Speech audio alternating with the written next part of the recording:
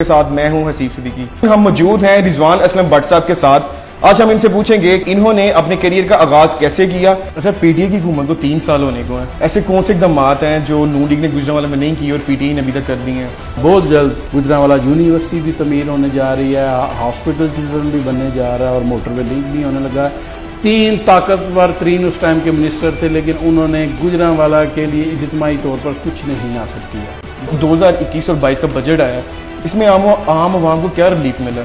ये वाह बजट ऐसा हुआ है कि जिसके ऊपर अपोजिशन की आवाज़ें भी बंद हो गई हैं। सिमनी इंतखाबात हुए हैं, इसमें अवाम ने हुकूमत से नाराजगी शो करवाई है। ये अवाम का हक था जी, अवाम ने जिसको जिताना था जिताया। कोई बात नहीं, आगे फिर इलेक्शन है, हम मजीद मेहनत कर रहे हैं, हम ग्रैंड प्रोजेक्ट लेकर आ रहे हैं। कोई आपको आम आदमी या इंसान अगर मिलना चाहिए तो आप उसे अवेलेबल हैं? भाई यही तो बात है। आपने पहले सवाल किया कि अवाम क्यों इतनी मोहब्बत करती है। वो मोहब्बत करने की वजह ये है कि मैंने अपना टाइम उनके लिए वक्फ किया। पीपी 54 में जो एमपीए हुए हैं, वो एमपी होने के बावजूद आपकी मकबूलियत अवाम में उनसे ज्यादा है, इसकी क्या वजूहत है? और डर्टी पॉलिटिक्स से मुराद ये था कि मेरे पूरे हल्का पीपी 54 में मनशियात फरोशी रूज पे थी। पूरे गुजरांवाला में जितने जुआरिये हैं, बुक्स चल रही हैं जुए की, वो उनकी लीडरशिप वो थे उनके। और आज आप उनका हाल देख लें, वो पूरे शहर में नजर नहीं आ रहे। FBI उनके पीछे है, एंटी करप्शन उनके पीछे है, FIA उनके पीछे है। अब तो अल्हम्दुलिल्लाह वो लाके से भाग चुके हैं। किधर कमी रह गई थी जो आपको सीट नहीं मिली? कि अवाम की तरफ से कोई कमी नहीं रही, ये पीछे ही कुछ हो जाता था, वो उसका मैं आपको अब क्या बताऊं। जो नेक्स्ट इलेक्शन होने हैं, आपको लगता है अवाम इसी तरह सपोर्ट करेगी पीटीआई को? अवाम खुद डिसाइड करेगी। किसको 20-20, 30-30 साल गवर्नमेंट मिली और किसी ने कुछ डिलीवर नहीं किया गुजरांवाला की अवाम को। तहरीक इंसाफ को पहली बार पंजाब में गवर्नमेंट मिली है। 3 साल बाद गुजरांवाला में यूनिवर्सिटी ले आए हैं, हॉस्पिटल ले आए हैं, मोटरवे लिंक ले आए हैं, जो 30 साल में नहीं लेके आए और हम 3 साल में ले आए हैं। बिस्मिल्लाहिर्रहमानिर्रहीम। डिबेट पॉइंट के साथ मैं हूं हसीब सिद्दीकी। नाज़रीन, आज हम मौजूद हैं ऐसी शख्सियत के साथ जो किसी भी तारफ की मोहताज नहीं। इन्होंने अपने करियर का आगाज 2013 में आज़ाद उम्मीदवार के इलेक्शन से स्टार्ट किया और अपने मुखालफिन को काफ़ी टफ टाइम दिया। इसके बाद इन्होंने अवामी खिदमात को जारी रखते हुए 2018 में पीटीआई की सीट हासिल की। नाज़रीन, इनको अवामी खादम के नाम से भी पहचाना जाता है। इन्होंने अवामी खिदमात को जारी रखा और अवाम में मकबूलियत हासिल की। जी हाँ नाज़रीन, हम मौजूद हैं रिजवान असलम भट्ट साहब के साथ। आज हम इनसे पूछेंगे इन्होंने अपने करियर का आगाज कैसे किया और आगे इनके क्या प्लान हैं। सबसे पहले रिजवान साहब, बहुत शुक्रिया, आपने हमें टाइम दिया। अच्छा रिजवान साहब, बताइएगा कि आपने अपने सियासी करियर का आगाज कब और कैसे किया? भाई ये एक्चुअली मैं थोड़ा बताना चाहता हूँ कि मैं तो पहले इंग्लैंड में सेटल था। तो मेरे वाला साहब जो थे वो इलाके में गरीबों के मसाइल और इस तरह के मोहल्लेदारों के मसाइल हल करते थे। उनकी वफ़ात जब हो गई तो मैं फिर इधर पाकिस्तान जब पक्का सेटल हो गया, तो वो लोग थे जिनके वो मसाइल हल करते थे, और उनको जब ये कमी मेरे वाला साहब की बहुत ज़्यादा महसूस हुई, तो मैंने फिर उसी नेकी के जज्बे को मद्देनज़र रखते हुए मैंने सोचा कि मैं अपने वाला साहब की जगह पर बैठूंगा और अपने इलाके के मसाइल जो है वो हल करूंगा। और वही नेकी का एक जज्बा लेकर मैंने बिस्मिल्लाह की और ये सियासत का सफ़र का आगाज़ किया। तो बस 2013 में इंडिपेंडेंट में इलेक्शन लड़ा और अल्हम्दुलिल्लाह मैं रनर अप आया। बल्कि आपको पूरे गुजरांवाला शहर को पता होगा कि जिस तरह वो मेरा इलेक्शन मैस किया गया उस टाइम की गवर्नमेंट ने, और मुझे ज़बरदस्ती हराया गया। तो उसके बाद फिर मैं चेयरमैन भी जीता। बल्दियाती इदारे जब बहाल हुए और इलेक्शन हुए, मैं चेयरमैन भी जीता। उसके बाद 2018 में मैंने पाकिस्तान तहरीक इंसाफ को ज्वाइन किया और मेरे कायद इमरान खान ने मेरे पर इत्मीनाद का इजहार करते हुए मुझे अपनी पार्टी टिकट दी और मैंने इलेक्शन कंटेस्ट किया। और आपके सामने अल्हम्दुलिल्लाह वो 200-400 के मार्जिन के साथ हम वो इलेक्शन लूज़ कर गए, लेकिन अवाम के दिलों में आज भी हम ही MP हैं और लोग हम ही MP मानते हैं। और ये अवाम की मोहब्बत है, उसकी वजह से ये वो एक जो उनकी मोहब्बत है वो मुझ में एक जज्बा पैदा करती है कि मैं उनके लिए अपना टाइम सर्व करूं, अपनी ज़िंदगी को मैंने उनके लिए अच्छा रिजवान साहब, आपने पीटीआई क्यों चूज़ की है?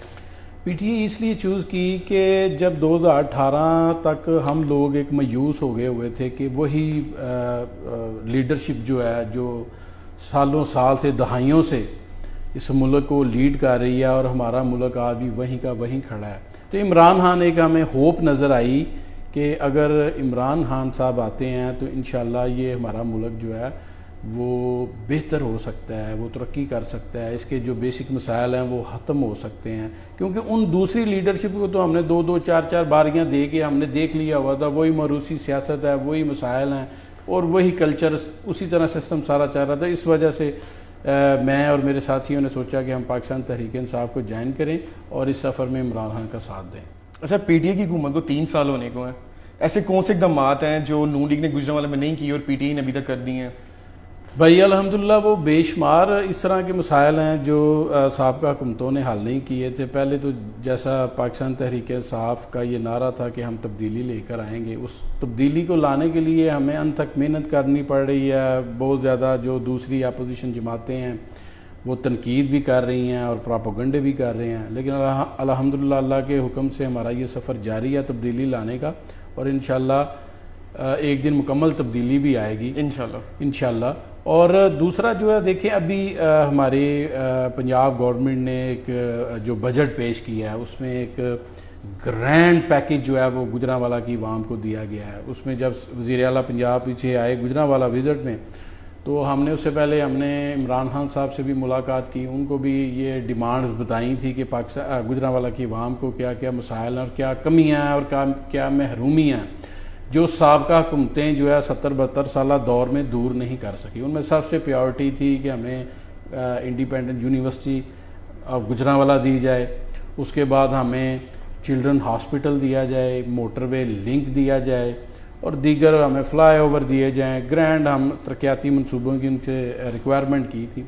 उसी को मद्देनज़र रखते हुए अल्हम्दुलिल्लाह ये जो बजट पेश हुआ है डीपी में हमारी वो सारी स्कीमें जो है इमरान खान साहब और वज़ीर आला पंजाब उस्मान बुज़दार साहब ने वो एक्सेप्ट की हैं और उसके लिए उन्होंने इब्तदाई जो मरहलावार जो इंस्टॉलमेंट थी पैसों की वो भी रिलीज़ कर दी हैं और इंशाल्लाह बहुत जल्द गुजरांवाला यूनिवर्सिटी भी तमीर होने जा रही है, हॉस्पिटल चिल्ड्रन भी बनने जा रहा है और मोटरवे लिंक भी होने लगा है। और उसके अलावा दीगर हर हम जितने टिकट होल्डर्स हैं जो उनके नुमाइंदे हैं जिन्होंने आगे इलेक्शन की तैयारी करनी है, लड़ना है, जो अवाम के मसाइल को रोज़ाना की बुनियादों पर देखते हैं, तो उसके लिए भी उन्होंने ग्रैंड हमें हर टिकट होल्डर को एक ह्यूज अमाउंट दिया ताकि हम उनकी जो गली महल्ले की सतह के ऊपर जो गलियों के सीवरेज के मसाइल हैं उनके लिए भी उन्होंने हाथ फंडिंग किया है। बेसिकली मैं ये समझता हूँ कि गुजरांवाला की आवाम को जो हमने दिया है पीटीआई की हुकूमत ने वो ये है, आप देख लें लास्ट दौर में 3 मिनिस्टर रहे हैं गुजरांवाला में, ऐसे ही है 3 ताकतवर 3 उस टाइम के मिनिस्टर थे, लेकिन उन्होंने गुजरांवाला के लिए इज्तिमाई तौर पर कुछ नहीं हासिल किया।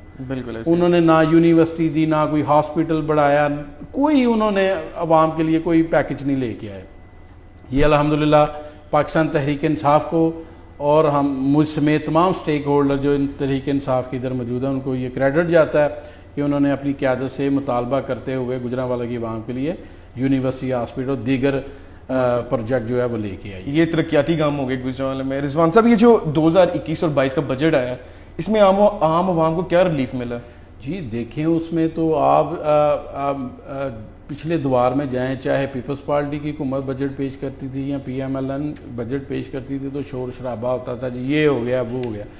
ये वाह बजट ऐसा हुआ है कि जिसके ऊपर अपोजिशन की आवाज़ें भी बंद हो गई हैं, वो भी उस डिठाई से वो जो है वो तनकीद नहीं कर सके क्योंकि उनको मौका नहीं दिया गया। इसमें गरीब आवाम के लिए आप देख लें कि इमरान खान साहब ने बिला सूद घर बनाने के ऊपर कर्जा का वो स्कीम दी है, कारोबार करने के लिए बगैर सूद स्कीम दी है, सेहत कार्ड सबके लिए वो इशू कर दिया गया है। गुजरांवाला में भी सेहत कार्ड इम्प्लीमेंट हो चुके हैं जी इंशाल्लाह, बल्कि पूरे पंजाब बल्कि पूरे पाकिस्तान में PM का ये विजन है कि पूरे पंजाब और पूरे पाकिस्तान में ये सेहत कार्ड दिया जाएगा और इसके में कोई मशरूत नहीं होगा कि कोई गरीब है या कोई अमीर है। जिस तरह ये यूरोप, अमेरिका, कनाडा में होता है कि हर बंदे की एक सेहत इंश्योरेंस होती है, इसी तरह ये हर फैमिली मेम्बर को जो है वो सेहत कार्ड इशू पाकिस्तान गवर्नमेंट करने जा रही है। अच्छा रिजवान साहब, माजरत के साथ जो ज़िमनी इंतखाबात हुए हैं इसमें अवाम ने हुकूमत से नाराज़गी शो करवाई है। नहीं, मैं ये समझता हूँ कि आपकी बात कुछ हद तक ठीक भी कह सकते हैं, लेकिन देखें जो साबका हुकूमतें थी, मैं भी उन दोबार में उनके साथ रहा, हमने पुराने ज़िमनी इलेक्शन में देखे, उसमें इंतज़ामिया और गवर्नमेंट जो होती है वो पूरी रैगिंग करती है। सब इलेक्शन जो है वो दूसरे तरीक़ों के साथ, जिसकी गवर्नमेंट होती है ज़मीनी इलेक्शन उसी के खाते में आता है, उसी के आते हैं। लेकिन यही तो मैं ये लोगों को ये डिफरेंस देखना चाहिए कि हमारे कायद ने ये डायरेक्शन दी कि मैंने कोई धांधली नहीं करवानी, कोई इंतज़ामी सपोर्ट नहीं देनी कैंडिडेट्स को, जो अवाम फैसला करेगी, फ्री एंड फेयर इलेक्शन होना चाहिए। और वही हुआ। इवन के हमारे बहुत सारे दोस्तों ने इस बात से इख्तलाफ किया, लेकिन जो ऊपर से लीडर का हुक्म था उसी पे हुआ।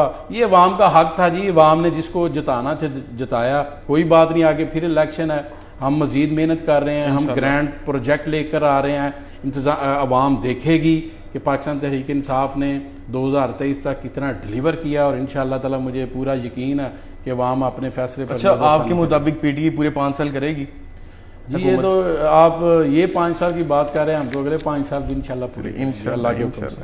अच्छा रिजवान साहब, ये सियासी वर्कर होने के अलावा आपकी क्या मसरूफियात है? भाई इंडस्ट्रियलिस्ट हूँ माशाल्लाह, अल्लाह का करम है।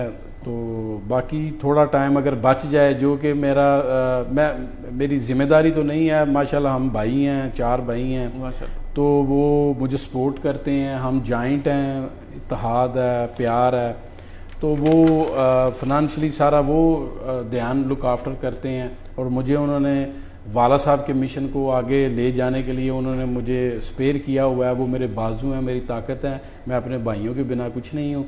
तो वो उनकी सपोर्ट है कि वो उन्होंने मुझे फ्री रखा हुआ कि आपने सिर्फ आवाम की खिदमत करनी है। तो बाकी फैक्ट्रियाँ, और इंशाअल्लाह ताला अल्लाह का करम है, वो फैक्ट्रियों की लुक आफ्टर करते हैं, और अल्लाह पाक का करम है। अवाम में इतनी मकबूलियत कैसे हासिल की आपने? भाई चले, मैं तो ये एमपी की सीट नहीं भी है, फिर भी इतनी मकबूलियत अवाम में, वो बस ये देखें कि जब 2013 का इलेक्शन हुआ, तो जब से पाकिस्तान बना है, जब से पाकिस्तान में इंतखाबात हो रहे हैं, सियासत चल रही है, भाई मैंने 25,500 वोट उस टाइम इंडिपेंडेंट लिया था, और ये आज तक मुझसे पहले और मुझसे बाद अभी तक ये रिकॉर्ड है कि किसी कैंडिडेट ने 5,000, 8,000, 10,000 से ऊपर वोट नहीं लिया, चाहे वो जितना मर्जी स्ट्रॉन्ग था, कोई ख़ानदानी वो ख़ानदान था, सियासी ख़ानदान था। मैं एक बिल्कुल न्यू कमर आया, लंदन से आया, और एक नेकी का जज्बा लेकर मैं पॉलिटिक्स में आया, और मैंने सफ़र स्टार्ट किया, और लोगों ने मेरे साथ बड़ी मोहब्बत की।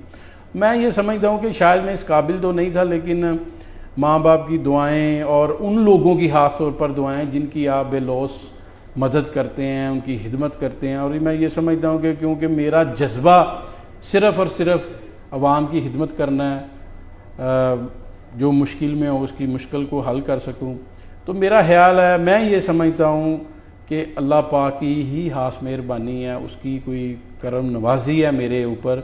और मैं ये बात हर जगह पर बरमला कहता हूँ कि आप पैसे से भी कुछ नहीं कर सकते, आप किसी चीज़ से, दुनिया की किसी चीज़ से किसी का दिल नहीं जीत सकते। ऐसे ही है। ये दिल जीतना जो होता है, ये मैं समझता हूँ कि आपकी नीयत, खलूस, वही चीज़ है कि अल्लाह पाक ने अवाम के दिलों में मेरी मोहब्बत डाल दी हुई है। और मैं यकीन करें, कई बार मेरी आंखें नम हो जाती हैं और मैं अल्लाह के आगे सजदे में गिर जाता हूँ कि या अल्लाह, मैं इस काबिल नहीं था, लेकिन तूने मेरे ऊपर अपनी रहमत की है, और क्या चीज़ मेरे में तुझे मेरी पसंद है, या क्यों मेरे पे तू अपनी रहमत कर रहा है कि अवाम इतनी ज़्यादा मुझसे मोहब्बत करती है। इस बात का जवाब मेरे पास नहीं है, इस बात को मैं सिर्फ यही कह सकता हूँ कि ये मेरे अल्लाह का करम है बस। अच्छा रिजवान साहब, आपने ये नेकी का काम करने के लिए, अवाम की मदद करने के लिए सियासत ही क्यों चूज़ की है?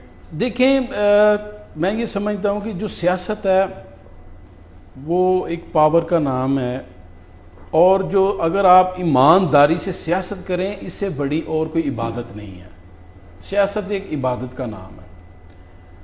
चूज़ इसलिए ये की कि क्योंकि जब आप किसी की मदद करने जाते हैं, आपका जो माशरा है, आपका जो कल्चर है, आप किसी पुलिस स्टेशन चले जाएं, किसी और डिपार्टमेंट में चले जाएं, वहाँ जो माफियाज बैठे हैं जिनका जिक्र हमारे कायद इमरान खान साहब भी करते हैं, वो आप अगर वहाँ पे जाएंगे तो आपकी तो कोई सुनवाई नहीं है। ऐसे ही हमारा कल्चर इस तरह का हो गया है, हमारे जो साबिक हुक्मरानों ने कोई चीज़ डेवलप नहीं की, वही करप्शन हो रही है। आपके पास पैसा है तो आपका काम होगा। तो इस चीज़ के लिए जब मैंने स्टार्ट पे देखा और मैंने जब कोशिश की और मैं 2-4 मसाइल में गिरा लोगों के, उनकी मदद करने में जाता था, अगर किसी महकमे में जा रहा हूँ तो वहाँ मुझे बड़ी प्रॉब्लम होती थी, वो बात नहीं थे सुनते, इस तरह के मसाइल। तो उसके लिए फिर मैंने सोचा कि सियासत तो इबादत का नाम है। दूसरा, सियासत से आप जब पावर लेते हैं और अपनी पावर को अल्लाह की रज़ा के लिए और अल्लाह के रास्ते में अगर आप खर्च करेंगे तो वो ज़्यादा बेहतर होगी और उस बेहतरी की वजह से आप बेहतर तौर पर आवाम की खिदमत कर सकेंगे। तो ये वजह थी कि उसके लिए मैंने सियासत का रास्ता। अच्छा रिजवान साहब, आपकी जो अवेलेबिलिटी है, जिसमें दूसरे सियासतदान है वो सीट जीतने के बाद MP MNA बनने के बाद अवाम में नज़र ही नहीं आते, सिर्फ इलेक्शन के दिनों में नज़र आते हैं। आपकी अवेलेबिलिटी है अवाम को कि अगर कोई आपको आम आदमी या इंसान अगर मिलना चाहे तो आप उसे अवेलेबल हैं? भाई यही तो बात है, आपने पहले सवाल किया कि अवाम क्यों इतनी मोहब्बत करती है। वो मोहब्बत करने की वजह ये है कि मैंने अपना टाइम उनके लिए वक्फ किया हुआ है। मैं रोज़ाना अपने उधर डेरे में, ऑफिस में, मोहल्ले में जो मेरा भाई है वहाँ पे मैं बैठता हूँ और रोज़ाना 3-4 घंटे सुबह उनको देने हैं। उनके जो मर्ज़ी आए, जो मर्ज़ी बंदा आए, अमीर आए, गरीब आए, मेरा वोटर है, मेरा नहीं भी वोटर, कोई भी अगर मुझे इस काबिल समझता है कि मैं उसकी मदद कर सकता हूँ, लोग आते हैं मेरे पास और वो फिर 3-4 घंटे उनको देने के बाद ये नहीं मैं करता कि उनके काम अगले दिन पे डालता हूँ। फिर अगर मैंने किसी DC ऑफिस में उनकी कोई रसाई होनी है या किसी CPO ऑफिस या RPO ऑफिस या किसी भी और डिपार्टमेंट में, तो मेरा काम होता है कि मैं अगर जो काम फ़ोन पे उनके कॉल से कर सकता हूँ करवाता हूँ। उसके बाद मैं खुद उनके वो फाइल्स और प्रॉब्लम दरखास्तें लेकर खुद मुतलका दफातर में जाकर उनके वो मसले हल करता हूँ। तो यही चीज़ है कि जो पुराने सियासतदान हैं वो डंग टपाओ पॉलिसी करते थे, लोगों को लॉलीपॉप देते थे। अल्हम्दुलिल्लाह इसलिए हम ना डंग टपाओ करते हैं ना लॉलीपॉप देते हैं और यही वजह है कि अवाम मुझसे मोहब्बत करती है। जी, यहाँ पे हम लेंगे एक छोटा सा ब्रेक। इंशाल्लाह ब्रेक के बाद रिजवान साहब से फिर बातचीत कंटिन्यू करेंगे। चौधरी खैरदीन एंड सन्स, बीज जानदार फसल शानदार। CKD एग्री की फक्रिया पेशकश, कोमल हाइब्रिड धान बीज, किसान की शान, फसल की जान, पैदावार सलाहियत फी एकड़ 120 मन से जायद, चाइना से दरामद शुदा कोमल हाइब्रिड धान बीज, जो एक बार लगाए वो लगाता ही जाए। कोमल हाइब्रिड धान बीज लाएं, फसल को शानदार बनाएं। चावल का मेयार एक्सपोर्ट क्वालिटी के एन मुताबिक, जमींदारों का आजमुदा कोमल हाइब्रिड धान बीज, कम लागत ज्यादा मुनाफा, किसान की खुशहाली की जमानत कोमल हाइब्रिड धान बीज। चौधरी खैरदीन एंड सन्स, बीज जानदार फसल शानदार। एक एहसास ताजगी भरा, नर्म मुलायम कोमल की तरह, इसकी हर एक बाली सबसे निराली, इसकी गिजाइयत ने नस्लें हैं पाली, मेरे खेत की हरियाली कोमल हाइब्रिड बीज ने संभाली। CKD एग्री, बीज जानदार फसल शानदार। Welcome back. जी रिजवान साहब, बताइएगा कि PP 54 में जो MPA हुए हैं इमरान खालिद भट्ट साहब, वो MP होने के बावजूद आपकी मकबूलियत अवाम में उनसे ज़्यादा है, इसकी क्या वजूहत है? भाई ये आपने बड़ा दिलचस्प सवाल कर दिया है। ये तो अब अवाम ही ज़्यादा वैसे बता सकते हैं कि वो क्यों उनको छोड़कर मुझसे मोहब्बत करते हैं। लेकिन मेरा ख्याल है, जो मैं समझता हूँ, जब 2013 में मैंने इलेक्शन लड़ा था तो उसकी एक बुनियादी वजह मुझे वोट मिलने की ये थी कि ये मुखालफिनों का जो स्टाइल था पॉलिटिक्स, वो बड़ा डर्टी था। वो डर्टी पॉलिटिक्स करते थे। डर्टी पॉलिटिक्स से मुराद ये था कि मेरे पूरे हल्का PP 54 में मंशियात फरोशी रूज पे थी और उसकी सारी बैक वो करते थे। जितने बड़े ड्रग डीलर थे, मंशियात फरोश थे, वो सरपरस्ती उनकी करते थे। पूरे गुजरांवाला में जितने जुआरिये हैं, बुक्स चल रही हैं जुए की, वो उनकी लीडरशिप वो थे उनके, ठीक है। और उसके अलावा जितना कब्ज़ा ग्रुप था, कब्ज़ा माफिया था, वो सारे वो उन्हीं के बंदे थे हाल, और वो सारी सरपरस्ती करते थे। पटवारियों से वो मंथलियाँ लेते थे, इस तरह के गंदे तरीन काम वो सारे वो करते थे। और यही मेरा नारा था कि अगर अल्लाह पाक मुझे इज़्ज़त और ताकत देगा तो मैं अपने इलाके को कम से कम अपने हल्का PP 54 को उनके चंगल से आज़ाद करवाऊंगा। उसकी एक मैं मिसाल ये दूंगा कि जब मैं नया नया पॉलिटिक्स में वो कंपेन मैंने स्टार्ट की तो एक बुज़ुर्ग रो पड़ा मेरे आगे ना कंपेन के दौरान। तो मैंने कहा बाबा जी क्यों रोते हैं? कहते हैं बेटा मेरा एक ही बेटा था और वो जो है ना नशे की लानत में मुब्तला हो गया, मेरा पूरा घर बार उजड़ गया। तो बेटा मैं ये चाहता हूँ कि कम से कम तुम ये आवाज़ बुलंद करो, हम कमज़ोर लोग हैं, कम से कम किसी और माँ का बेटा किसी और का घर ना उजड़े। तो वो जज्बा लेकर मैं बाहर निकला था और आप यकीन करें कि वो मैंने अवाम से ये वादा किया कि मैं उनका ये जो वो कर रहे हैं इलाके को उन्होंने मंशियात फरोशी का गढ़ बना दिया है, मैं इंशाल्लाह ख़त्म करूँगा। और उस नारे के ऊपर आज़ाद बंदे की कोई पार्टी नहीं होती कि मेरी कोई पार्टी थी या कोई मेरा क्या नारा था। मेरा नारा सिर्फ ये था कि मैं इन बदमाशों से, लुटेरों से, मंशियात फरोशों, जुआरियों से अपने इलाके की जान छुड़वाऊंगा। और वही वजह थी कि 25,000 वोट मुझे मिला और लोगों ने आज तक मुझसे मोहब्बत कर रहे हैं। और अल्हम्दुलिल्लाह पाकिस्तान तहरीक इंसाफ की जो गवर्नमेंट आई है, अब आप उनका हाल देख लें, उनके जो जितने मंशियात फरोश थे हमने उनके ऊपर एक्शन करवाया, पुलिस ने एक्शन किया, उनके ऊपर 9C के मुकदमे हुए, उनके जितने जुआरिये थे वो पकड़े गए। अब तो अल्हम्दुलिल्लाह वो इलाके से भाग चुके हैं। हमने अपना इलाका तकरीबन आलमोस्ट इन बीमारियों से, इन जराइम से जो है उसमें हमारी गुजरांवाला की पुलिस ने बड़ा तावन किया और उस ऑपरेशन को कामयाब किया। और आज आप उनका हाल देख लें, वो पूरे शहर में नज़र नहीं आ रहे, उनकी अपनी फैक्ट्रियां बंद हुई हैं, उन्होंने करप्शन की हुई है, FBR उनके पीछे है, एंटी करप्शन उनके पीछे है, FIA उनके पीछे है।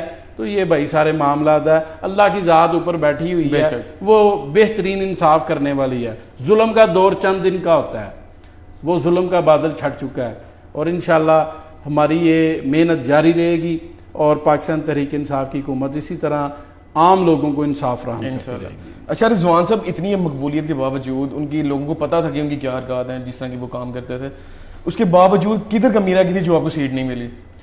भाई मैं ये समझता हूँ कि अवाम की तरफ से कोई कमी नहीं रही, ये पीछे ही कुछ हो जाता था, वो उसका मैं आपको अब क्या बताऊं वो पीछे ही कुछ हो जाता था जिसकी वजह से वो चाहे बात वही भी आ जाती ना, वो चाहे इंतज़ामिया में पैसा लगाते थे या किसी प्रेजेंटिंग अफसर को खरीदते थे या व्हाटएवर वो कुछ भी करते थे, बात तो वही है। यही तो इमरान खान साहब कहते हैं कि इलेक्शन फेयर होना चाहिए, इंसाफ मिलना चाहिए, अवाम जिसको वोट दे उसी को आगे आना चाहिए। ये PMLN वाले क्यों चीखे मार रहे हैं? क्योंकि अब जब ऊपर जो हमारे गवर्नमेंट पाकिस्तान के रखवाले हैं जो सब चला रहे हैं सिस्टम को, वो भी ये चाह रहे हैं कि ये चहीतापन ख़त्म किया जाए और फेयर इलेक्शन हो और जिसको वाम मुंतखब हकीकत में करे वही इस मुल्क की सरबराही करे। और यही चीज़ उनको वारे में नहीं है क्योंकि वो तो अंदर खाते आते थे, सारी सेटिंग करके आते थे और वही स्टाइल भी महालफीन का था, वो स्टाइल से वो इस सेटअप से फ़ायदा उठाते थे और वो अवाम चाहे मुझे वोट दे रही है लेकिन नतीजा कुछ और निकल आता था। और इंशाअल्लाह ताला वो वक़्त गुजर चुका है। अब नेक्स्ट इलेक्शन में इंशाअल्लाह मेरिट पे इलेक्शन होगा और हम इंशाअल्लाह इलेक्शन जीतेंगे। अच्छा रिजवान साहब, जो नेक्स्ट इलेक्शन होने हैं, आपको लगता है अवाम इसी तरह सपोर्ट करेगी PTI को? जी बिल्कुल करेगी। वो मैंने आपको बताया कि जब हम इतने मेगा प्रोजेक्ट गुजरांवाला की अवाम को देने जा रहे हैं जो दूसरे लोग या दूसरी गवर्नमेंटें नहीं दे सकी थी, तो ऑफ कोर्स अवाम खुद डिसाइड करेगी कि कौन बेहतर है और कौन बेहतर नहीं था। किसको 20-20, 30-30 साल गवर्नमेंट मिली और किसी ने कुछ डिलीवर नहीं किया गुजरांवाला की अवाम को। और अभी पाकिस्तान तहरीक इंसाफ को पहली बार पंजाब में गवर्नमेंट मिली है और अपने इसी 2-3 अभी 2.5-3 साल हुए हैं और हम 3 साल बाद गुजरांवाला में यूनिवर्सिटी ले आए हैं, हॉस्पिटल ले आए हैं, मोटरवे लिंक ले आए हैं। तो भाई जो 30 साल में नहीं लेके आए और हम 3 साल में ले आए हैं, तो अवाम को ये फ़र्क वाज़ेह नज़र आएगा और इंशाल्लाह अवाम समझदार है और इंशाल्लाह अवाम वोट देगी। इंशाल्लाह उम्मीद करते हैं कि ये सब कुछ अच्छा होगा। इंशाल्लाह अगली हुकूमत भी आए, अगर आप इस तरह तरक्याती काम करते रहें, अल्लाह ताला आपके विजन को कामयाब करें। आमीन आमीन। और आम आवाम की मदद करने की तौफीक दे इंशाल्लाह। जी आपने हमारा रिजवान असलम भट्ट साहब के साथ इंटरव्यू सारा सुना। उन्होंने बताया कि उनका अगला विजन क्या है, अवाम में मकबूलियत की वजूहात क्या हैं। जैसे कि उन्होंने बताया कि गुजरांवाला को यूनिवर्सिटी, चाइल्ड हॉस्पिटल और मोटरवे पास मिलने वाला है। उम्मीद करता हूँ कि वो अपने मकासद में कामयाब हों और आम आवाम को सहूलत दें। इसी के साथ अपने मेज़बान को इजाज़त दीजिए। अल्लाह हाफिज़।